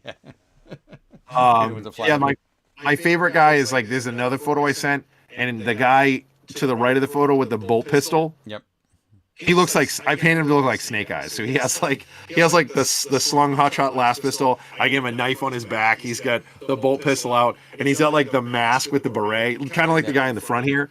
Those heads are amazing. They're like the coolest heads ever. Excellent. But so what you did there was you painted the fatigues. You chose to paint the fatigues with the camo Right on them. Right. This next one. So I was thinking like the Marines and Aliens. right. Like their plates are one color, but their fatigues are camo. They're I think their plates are painted. They're got camo on the plates too. In Aliens, I don't think so. I think they're just olive green. I think they're just army green. I'm gonna go and have a look at it in a minute. But here's another example. The old school Kasserkin drawings. Yeah, this is I think that's Kopinski's work. Yeah, classic Karl Kopinski stuff. So you've got the Cadian on the left, standard Cadian with the those like tan fatigues. Yep. And the Kasserkin also has the same tan fatigues, but the camo has been put on his armor because he's got a lot more of his body is covered by the armor. So yeah. But yeah, this is just a classic scheme as well, where you've got the green armor plates, the brown, reddish brown triangles coming in off the edges. Yeah, I love all the dags and the tiger stripes. It's such a cool looking paint scheme. But yeah, you got that, and you've got that differentiation with the bone sort of edging around the things. Yep. So it says alien plates are camo. Fact. Oh yeah, they are. They are. It's a bunch of super dark greens, but it was always super obvious. Like their fatigues are, like they're normal looking military fatigues, like they're camo. Yep. So when I painted those guys, I was like, well, it would make sense to just like paint the fatigues camo. Yeah. But I think the new Kasserkin models, you're probably gonna want, if you want to do camo. Yeah. Put it on the plates for sure. They look so good. And again, I think to sell it, I think you have to do one or the other. You have to, in order to make it look good on a model, you either need to paint the fatigues camo and paint the plates one color, or paint the plates camo and paint the fatigues one color. Yeah, agreed. Otherwise, it gets a bit too confusing. Yeah, it's too busy otherwise. Yep, definitely. Yeah, that Kasserkin guy looks awesome. He's got his ski goggles up on his head. He's clearly had a bad day. Yep. He's got his cavalry saber. His power. There's a lot going on. Power cavalry saber. Right. Yeah, there's a lot going on here. Exactly. But next up, we mentioned active camo before. So this is Drew Carrington, 1-Inch Heroes, friend of the show. So these are scouts for his Crimson Fists. Those are great. Yeah, and he used some of the texture paints for the digi camo bits. Yep. But I love that he has the sort of the triangles and the hex sort of pattern. So you can almost imagine those flipping over. Yeah. Or sort of stacking as they went through. Have you seen the guy who he used a very similar effect for Tau? Right. I think I've seen a bunch of a whole bunch of the stealth suits. Yep. And he's got a squad of 3 of them, and one is almost completely camo, except for like its leg. Like you can see it like shimmering down, like one leg isn't touched. Yep. And then another one that like he's got his rifle up like this, and it's like just starting. So like the top of the gun and the top of his head is changed. Right. And then they have another guy that's like 3/4 of the way done. Like they look so cool. I was like, that's a ton of work. I'm not going to do that. They look really, really neat. It does look great. I've done something similar to that with a Lictor, a Tyranid Lictor. ages ago, where there was like on the base, I sort of had him crouching right down, almost on all fours, and at the front of the base there was an archway, like a fallen Gothic archway, and he's got one of his claws out on it. Yeah. And that's basically the rest of his skin starts to change from there, so that matches the archway color. And but yeah, it's a lot of fun to sort of mess around with that sort of stuff. But yeah, I think Drew's done an excellent job here. Yeah, they look super cool. Nice. I mean, and talking about like an active camo idea, ages ago, almost 10 years ago, we were talking with my buddy Dave Powles about like a tank fighting game, which with a background, it was kind of similar to Gaslands, where Gaslands has ended up, where you have like it's televised and you have sponsors and that kind of thing. Yeah. And it's like so all the tanks roll out with loads of sponsorship icons, very NASCAR kind of looking stuff. And it's like, well, why, you wouldn't want to be driving around in that. None of you, like, if somebody sees you in all of that bright sort of neon color, they're going to light you up. And it's like, well, active camo. You don't have to worry about it. It's like, okay, fair enough, yeah. If it's something there that's blocking the sensors or confusing the sensors of your enemy, it's camouflage, but it's just not visual camouflage, perhaps. Yeah, I always like the idea of active camo. Like the Predator does a great job with it in I think it's Die Another Day, like one of the James Bond films. He has his Aston Martin has active camo. Oh, okay. And there's a great scene where he like they're like in the Arctic somewhere, or like and he like activates it, and it just looks like a shimmer, but you can see the tire tracks where it's driving. And I was like, oh, it was pretty neat. Like there's a great scene where there's a guy on like a ski-doo, and he doesn't see the car, and he hits the car. Right. You see the active camo fizzle when the thing hits it. It was just kind of neat to see like active camo, but yeah. Yeah, they were talking about it now. A buddy of mine does like used to do defense contracting, and we were talking about active camo, and he's like the technology's almost there. He's like, the problem is that like you couldn't put it on anything that's man-sized as of right now. He's like, until like battery and power technology catches up to the point that they can miniaturize everything. Yep. He's like, because in order to wear it, like somebody would have to, it'd be like the equivalent of carrying like 3 car batteries. He's like, right. Like you'd be invisible, but it's so heavy it would be exhausting. Yeah. He's like, but they're getting to the point that they can almost like mount it on a vehicle and have it be like power cost effective. So right. Yeah, it's definitely a cool idea. It's like in Star Trek when the Klingons activate their cloaking device. Yeah. And they just the whole ship just like fades out. Yep. It's definitely super cool. So just quickly then, I did mention the Spitfire. Here we go. So I managed to find the pic. One of my favorite planes of all time. Yeah. Nice. I don't know that I have a favorite plane. Or I don't have a list of favorite planes. It's only one of mine. Like it's in my top 10. It is such a marvel of engineering. So the wing shape on the Spitfire is very deliberate, and it's one of the only wings during World War II that is shaped like this. Okay. It's like it's an ellipse. Right. So the reason they did that is so that it gives you better lift at both low and high speeds, which is crazy. Yep. And because the wing is such a weird like rounded ellipse shape, you can fit all the machine guns and its ammo in the wings. Right. Whereas if you look at a lot of the planes it was going up against, like the ME-109, like they both went head to head at the Battle of Britain.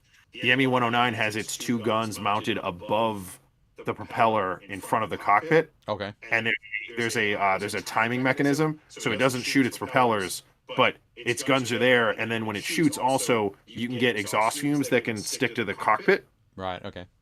Whereas this had its guns farther on the wings, which meant you could zero better, and there was no fumes in front of the cockpit. Right. And everything fit in the wing, so it cut down on drag. It is crazy. It has an intercooler in there so that you could maintain your power to weight at high speed at high altitudes. It is such a cool design that they literally were like, well, what if we did this? Yep. It's really really neat. It's an impressive feat of engineering. Excellent. But of course, they also painted camouflage on there. Yeah, which I think the camo on planes was more so that when they were on the ground, Yeah. Yep. they were harder to attack because they were operating. A lot of the RAF bases were like, along the coastline, and they were. The other cool thing about this plane is, it could, the way its suspension was designed, it could operate off like really, like literally like dirt roads. Right. Or like if you had a cleared field, it could land on a cleared field. Yep. Because its landing gear was out in the wings, so that they were further apart, so it gave more stability. Yep. Again, the ME-109, its landing gear fits up into the fuselage, so it's very close together, so it's very tippy. Yep. But yeah, so you could land this like in a field, north of, along the coastline. Yep. Throw a slab of camo netting over the bullseyes on the wings, and it was basically you couldn't see it. Yep. Because you're like, oh, there's no way there'd be planes down there. There's nowhere to land. But again, I do love that there are. It's got those wonderful bullseyes, as you say, on the wings. And shoot here, aim here. But we can kind of glimpse it under there as well at the front, just behind the propeller. White bellies. Is the white belly. Yep. You can see a slice of it below the J on the fuselage too. There's a slice Yeah. of that white. Definitely good stuff. And then the final miniature that we were sent, although it was posted in the group, is from Richard Barnes. And there we go. He said he loved the what's known as the octopus camouflage scheme. Oh, So, pardon me. I'm not. sucker dots. Pardon? It has the sucker dots on each of the arms. Yeah. Yep. For a second there, I thought you said it has like the Cheerios on each of the arms, but yeah, Kinda. the sucker dots. But yeah, so I can't remember what particular tank this is. It's German. The numbers and the crewman give it away as German, but yeah, I do love that it has the again, you've got the green, the yellow, and there's a small patch of brown at the back. Yeah, this is definitely late war, like late war, because they're like, oh, we don't have time to fix this shit. Just slap a couple stripes on it. Yep, exactly. So this And is some of the skirt armor's gone. this is probably like early 45. This might have even been sort of Battle of Berlin. Panzer G, says Josh. Yeah, it's that weird like pentagon or trapezoid shaped turret. Yeah. Yep. Yeah, some of the tanks that got designed during this, like, they're so weird. And the Germans always had an advantage for the majority of the war because they didn't have to transport their tanks anywhere. Right. Well, Like, they didn't have to go on a boat. yeah. Like, that's why the American tanks and the British tanks were so much lighter, because they had to go on a boat. It was like, at some point, they have to come off of a boat, and they either have to drive up a beach, which it can't be too heavy, or it has to, like, board some sort of French river, so it can't be too heavy. Yeah. But, yeah, it's kind of nuts. It is. But yeah, I do love this scheme as well. This is kind of reminiscent of the like the Italian schemes that we looked at earlier. Yeah. Yeah. And also the there's that sense of the Japanese quartering kind of thing. Yeah, So because you've just stripes. it's just that one stripe that runs along the front. But Speaking of tanks, have you seen the movie Fury? yeah. So my buddy Brian is a former tank commander, and he's like, yeah, for him, he's like, the worst part of that movie is the scene where the four Shermans are being sent to secure this, like, this roadside or whatever. Yep. And there's the scene where they're driving down the road, and like the third tank gets just like blown apart. Yep. So the other three kind of scramble, and they put smoke shells into the front and they back off the road. And Brian's like, what should have happened is they should have radioed for air cover and just waited, or they should have left and called for air cover, because he's like, at that point it's so late in the war that the Allies have air cover. He goes, what would happen next is that Tiger would get 3 more Sherman kills. He's like, they have 0 chance to kill that thing. Right. I was like, really? He's like, yeah. He goes, the whole point of it is like, to the point of camo, when it starts, the Tiger is basically backed in between 2 buildings, and they've got like branches and sticks on top of it, so they don't see it. Yep. So he's just waiting there, and he takes out the first tank, and they back up. And he's like, all the German tank has to do is just wait. It's like, okay, I'll wait till the smoke clears, and oh, there they are. Okay, I'll get a second one. This is the second one. He's like, when they charge it, he's like, that tank. He's like, the German commander wouldn't move. He would just take out all 3 tanks. Yeah. That for sure. But no, so there we go. That's I think. Oh, is that the last one? Yeah, that's the last one that I've got there. We'll go back to that. So, bring it back to us. Absolutely. We've had a bit of a rambling conversation then, rambling discussion about camo and camouflage and that kind of thing. But we know what it's for. We've talked about that, which is to like break up silhouettes, break up the shape, confuse the eye.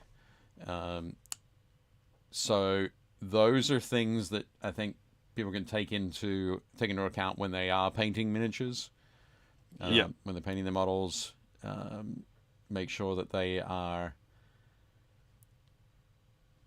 creating shapes that do that sort of thing. They might not necessarily do that on their particular miniature, but if that miniature was blown up to life size, would what you painted on there, do it then.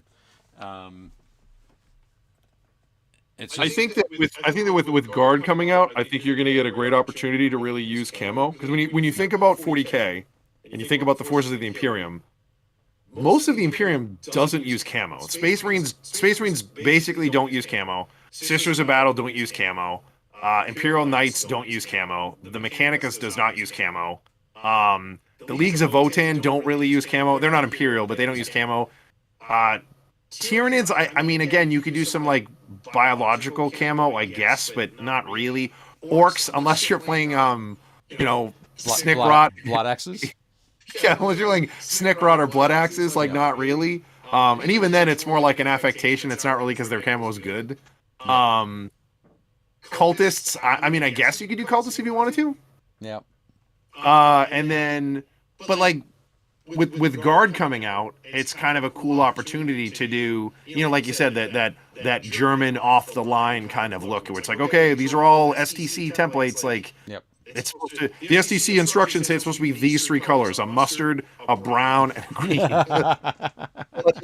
let's just crank those out. Yeah. So I think it's a fun opportunity. And again, the cast are supposed to be like this. They're supposed to be spec ops. They're supposed to be like your special forces guys. So it makes sense that their stuff's a little cooler. But yeah, I think you're just gonna have a better time doing stuff like that. I saw a guy do all of his Cadians, the old ones, like the current ones, with almost like a take on the chocolate chips. Right. So he painted them almost like a tan or an OD green. And then he does like tan stripes. Yep. And then little like three dot groupings of black dots or white dots. Right. And just sporadically, and then he paints all their armor one color, and they look dynamite. Yeah. Yep. I think Imperial Guard tanks are going to be kind of your big showpiece camo models. I think you can really do it. When I was looking at some of the pics that Warhammer community have been putting up lately, when you like see, there's a couple of shots of Rogel Dawn they're painted, which is dark green with black camo stripes. Okay. And on the sides, like the front of the front of the sides, you've got the big white and red stripes. Oh yeah. Those are supposed to be markations. Yeah. Unit markings, and but when you look at it, I looked at it. It was like, I've just been looking at these for the last half hour on, like, these are British tanks. This is a British camouflage scheme with a Yeah. British unit markings on the side of the tanks. It's weird. It's almost like the guys who work for GW went down the street to like the Bovington Tank Museum and like took pictures and then decided to paint them. Like I think it could be just that way. It might have been how it Seriously. worked. Might have been how it worked.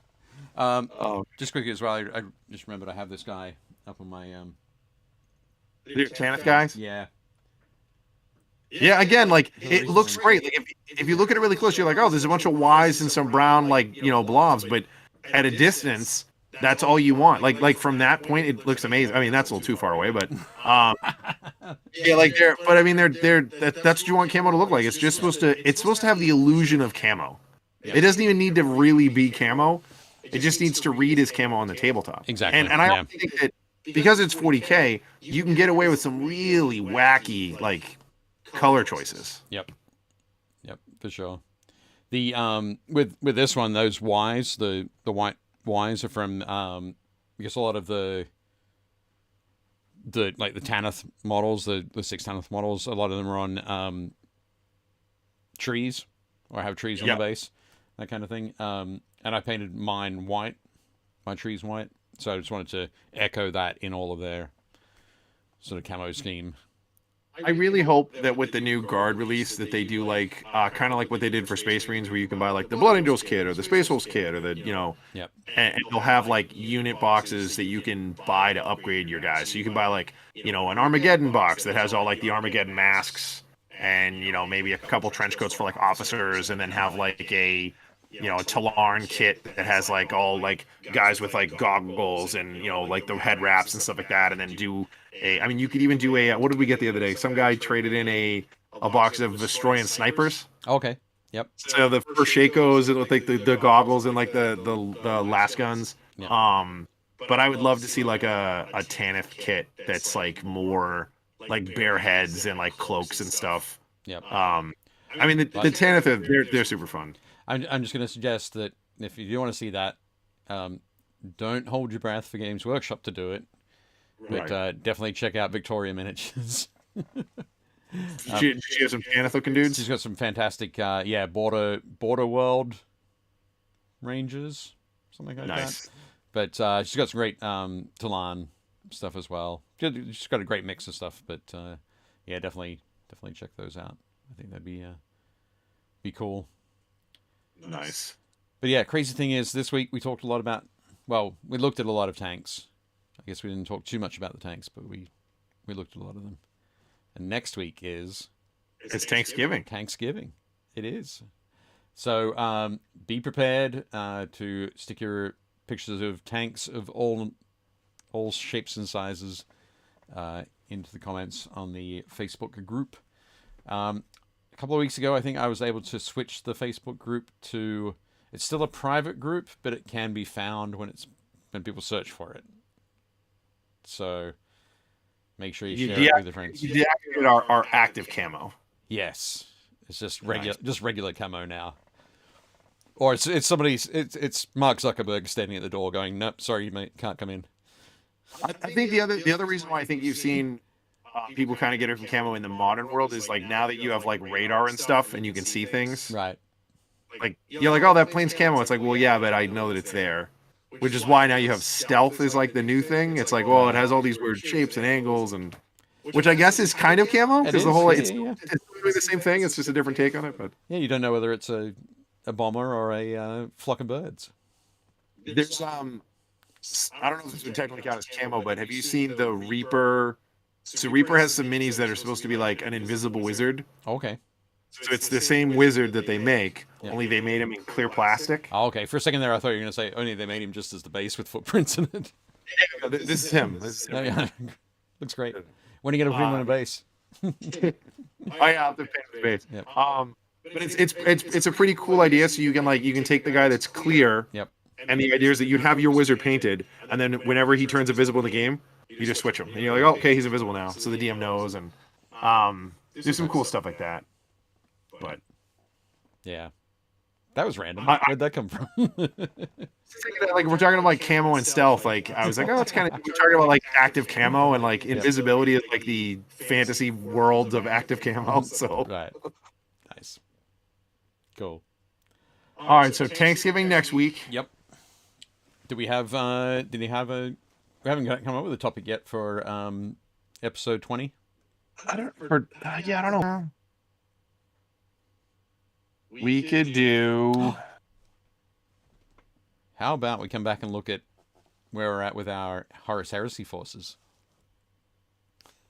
We started out the show with a lot of heresy talk.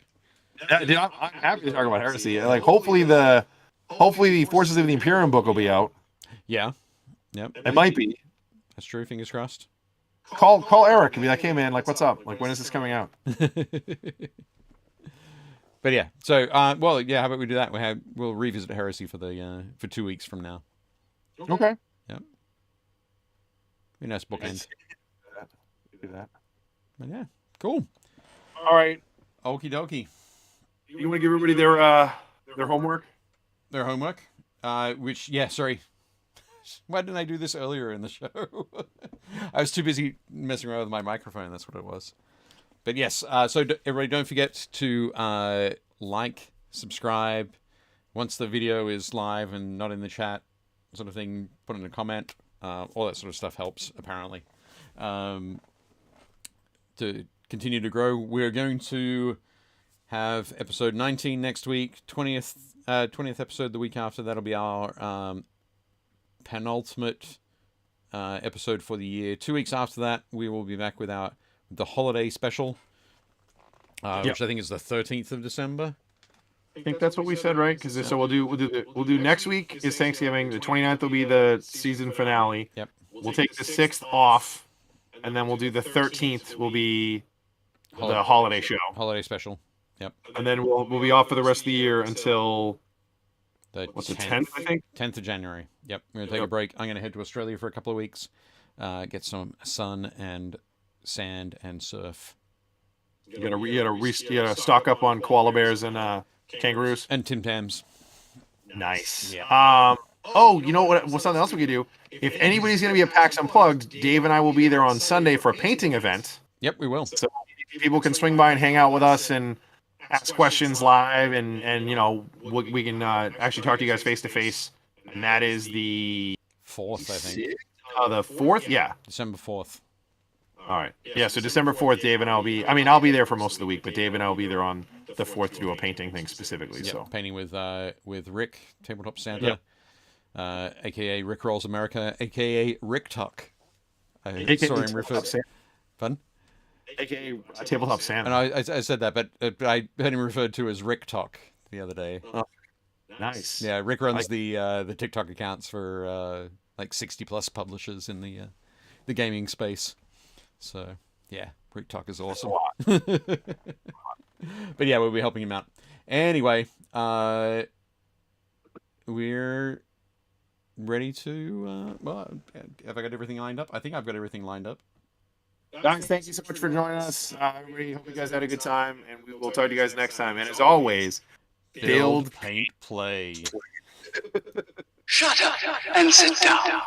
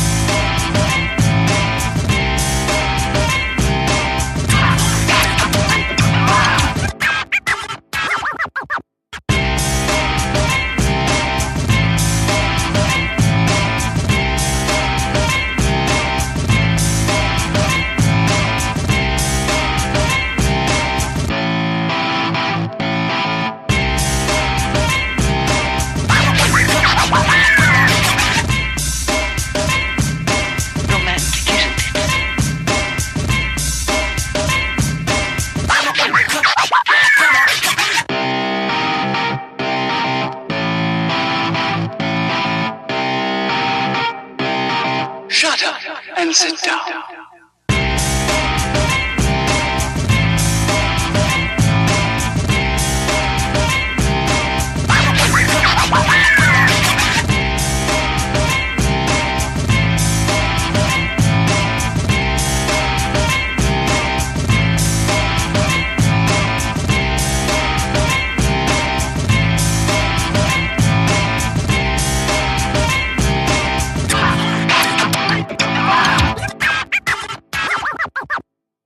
Shut up and sit down.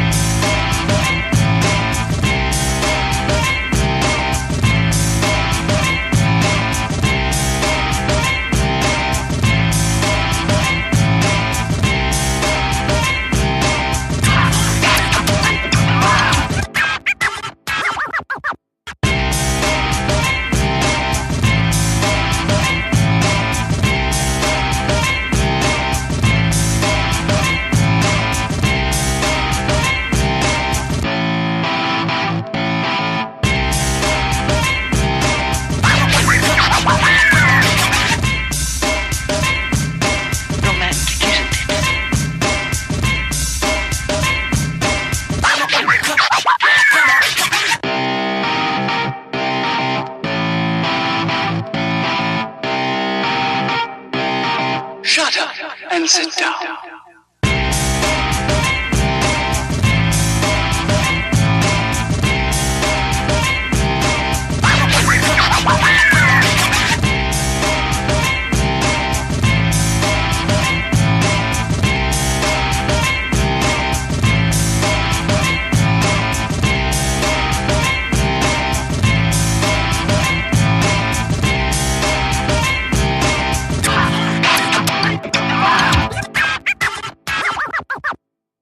Shut up and sit down.